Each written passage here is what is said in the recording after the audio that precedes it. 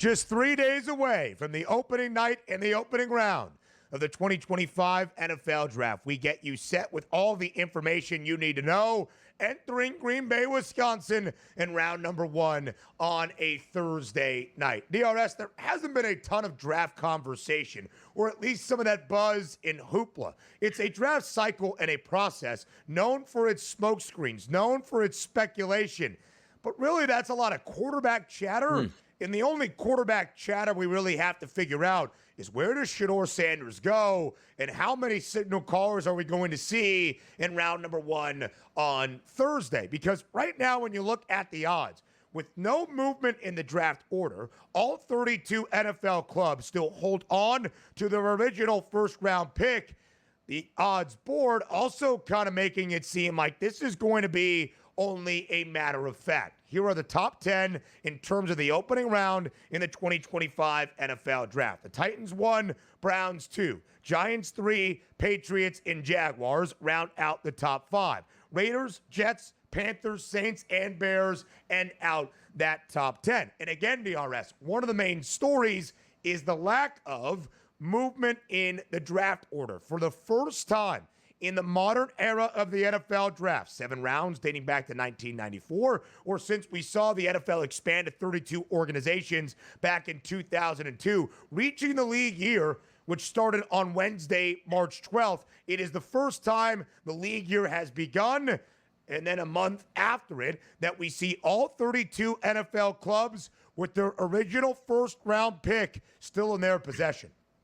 Yeah, you know what? I think the NFL absolutely loves this, to be honest. Now, granted, we love the trading and the mixing, matching, and teams training up. But if you are looking from a ratings perspective, what's the best night 1 rating you can get? All 32 teams have a pick, and all 32 teams pick in the first round. So that team city is going to stay engaged no matter how long that happens. It's interesting, too, because you might think, like, even into the future, like the NFL saying you can't trade away a first-round draft pick because, number 1, it's not good for us for ratings-wise, and number 2, why don't you just keep that pick because you're probably going to blow it and spend it on somebody else. You shouldn't have done that. Now, granted, they're never going to institute that, but I think it's interesting that everybody has a pick, at least right now, leading up to the draft. We'll see how it plays out in that instance, or teams are going to make trades. Teams are going to trade out of the first round. Teams are going to trade back into the first round. That certainly will change, but it is interesting that nobody has given away that first-round draft pick in the years previous that will come back to bite them in this draft tonight. Thursday. Right. So everybody's live.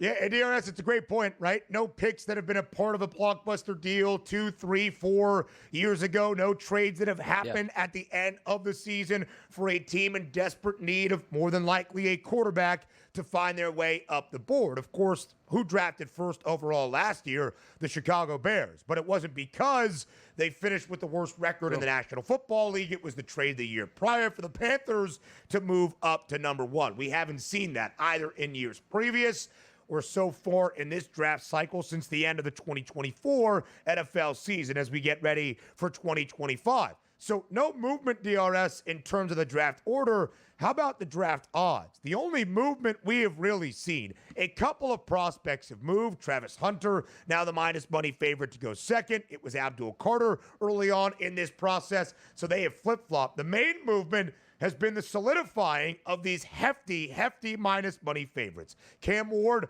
minus 20,000 to go first overall. Travis Hunter, now a minus 900 favorite to go second overall. Abdul Carter, minus 480 at third. Will Campbell, minus 470 at fourth. And even that 5th spot where Jacksonville selects Mason Graham is a minus 160 favorite. DRS, you look at the top 5, everybody in a minus money price.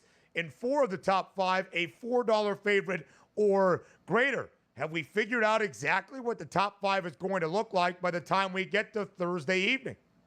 It looks like it does make some sense. Now, again, it only takes one team that likes another team from a draft board that many teams don't have to sort of shake things up. But sometimes, there's the early online movements that we talk about. Like, okay, it moved $1 or $2 this week, but we still have 3 weeks to go. You're in the final week, which means leaks are coming out. And these organizations have had months and months and months to get ready for these picks coming up, which means that they're probably not changing all that much over the final 4 or 5 days. Like, if you're not sold on Travis Hunter or Abdul Carter going to Cleveland, what type of organization do you have, and what type of power struggle are you actually going to? So there's no surprise that Travis Hunter is minus 900, because probably the vibes out of Cleveland are like, yeah, we just signed Myles Garrett back. We have our defensive end. Abdul Carter is fantastic. But boy, if we can get a Swiss Army knife as good as Travis Hunter, who could be a generational player, we can't pass that up. So that's why he goes from the minus 200 to the minus 400. Now the minus 900, just a few days left before the draft. Even though I still think Abdul Carter is the best overall player in the draft, it's just a matter of how that certain organization perceives him. And make no mistake about it,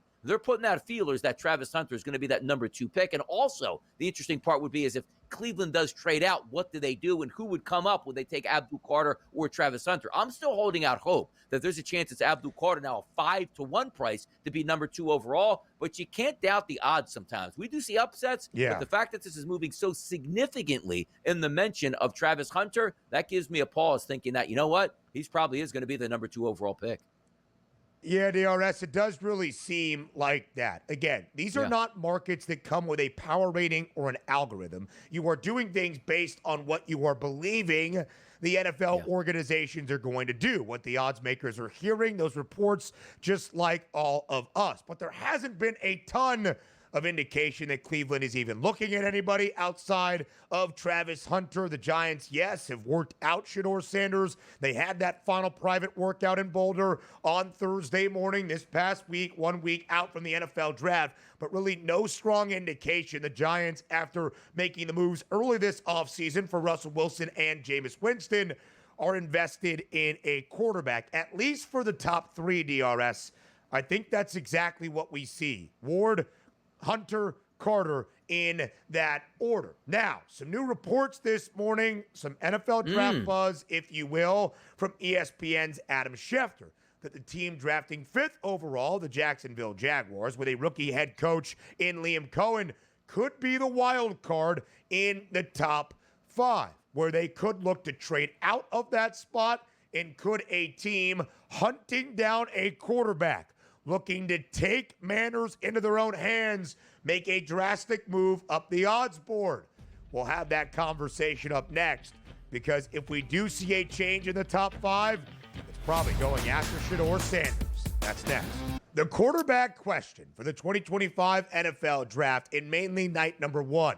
How many QBs do we see have their name called on Thursday night in Green Bay? DRS, a couple of changes to the draft list attendees that were made public on Friday afternoon, and most notably, Jackson Dart, who originally was listed as one of the 17 guys who had accepted an invite to attend the NFL Draft, is no longer coming to Green Bay based on those reports, and yet Dart is still a minus 700 favorite to be a first-round pick. Again, I believe there's only 2 quarterbacks worthy of a first-round grade or selection in the 2025 NFL Draft. The odds makers say there will be 3 going in the first round. Jalen Milroe still set to attend the NFL Draft in Green Bay later this week, a plus 130 price. DRS, how many quarterbacks go in round number 1?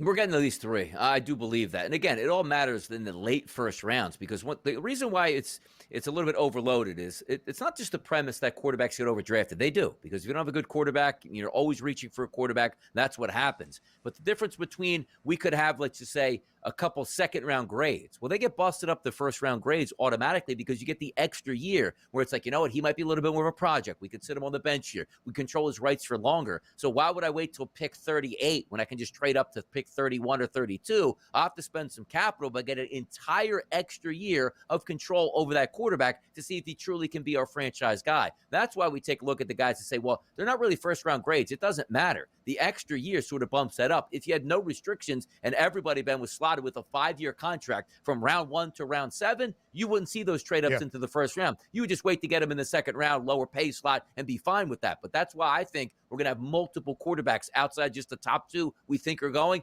I do think there's going to be at least 3 quarterbacks taken in the first round, not because they deserve to be first round or have a first round grade on them per se, but the fact that you get the extra year of control. Somebody's going to slide into one of those 30, 31, or 32 slots and grab a quarterback. And there is always that bump for the quarterbacks, especially as the draft nears, because you can alter the shape of your franchise with the most important position in all of football. And Donnie, at the end of either the NFL or college football season, it felt pretty matter of fact we were going to have two quarterbacks go in the top 5, the top 10, maybe even 1 and 2. Yeah. Cam Ward, who's a minus 20,000 favorite to go first overall, only a matter of time to be made confirmed and official on Thursday night. But Shedeur Sanders, where exactly does he fall in the NFL draft? Could it be at number 3 overall with the Giants? Perhaps. It's a plus 450 price right now. Abdul Carter, the hefty minus money favorite. Could he go in the top 10? It's a minus 250 price on Sanders to do just that. The most likely landing spot for the team to draft Shedeur Sanders based on the odds remains the New Orleans Saints at a plus 160 price. But that price was as short as plus 105 around this time last week. DRS, the Saints have the 9th overall pick with a rookie head coach and the offensive mind in Kellen Moore. They have not paid a quarterback in the last 2 off seasons. They've just held on to Derek Carr. Logistically, it makes a lot of sense for Shedeur to find his way to the Big Easy. Is that what you would bet right now?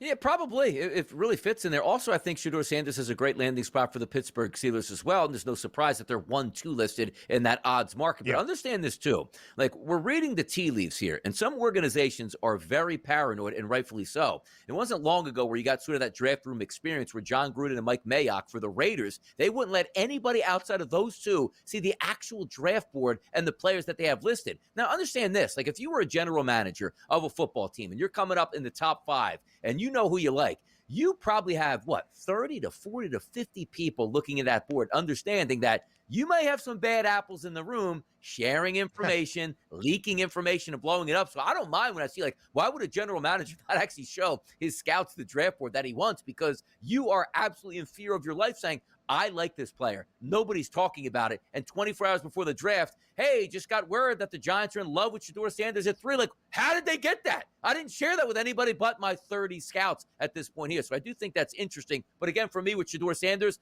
if he goes to New Orleans, I think it works. If he goes to Pittsburgh, I think it works. He's a talented quarterback, and you don't win football games unless you have a young, talented quarterback in your building and giving him a chance there. So it does make some sense for those first 2 teams on that list. And again, the dramatic movement here. The Steelers' price opened at 17-1. I bet it at 9-1 now 3 weekends ago. The Steelers have the second best price to get Shedeur. They draft 21st overall, but maybe some trades can happen.